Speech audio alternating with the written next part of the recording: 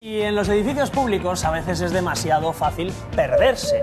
Por eso, para que eso no suceda, están Esther, Ana y Pablo. Ellos tienen una idea. Sí, junto con un grupo de vecinos de Barcelona hacen propuestas de mejora para que tanto la señalización como la accesibilidad, tan importante, sea mejor para todos.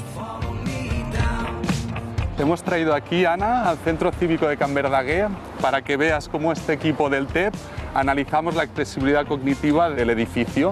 O sea, si nos orientamos. Empezamos identificando la entrada del centro cívico y a mano derecha tenemos los horarios que se puede leer hasta en braille.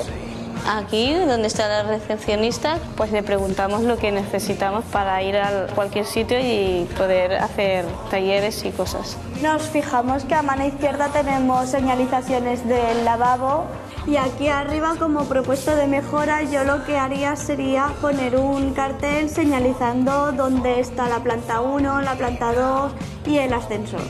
María Ángeles, un directorio también muy importante. Sí, es muy importante porque así saben lo que hay en cada planta. Monse, creo que vamos a subir a la primera planta donde están las salas identificadas. Es la clase de cocina. Uno de los puntos que analizamos es que haya zonas de descanso, porque esto es muy importante, ¿no? Poder tener un espacio donde descansar. Las evaluaciones las acabamos con entrevistas al personal de atención de los equipamientos. ¿Cuáles son las preguntas que más os hacen las personas que visitan el centro cívico? Generalmente lo que quieren saber son las actividades que hacemos. Vienen muchas personas de todo tipo. Aquí a todo el mundo lo atendemos igual.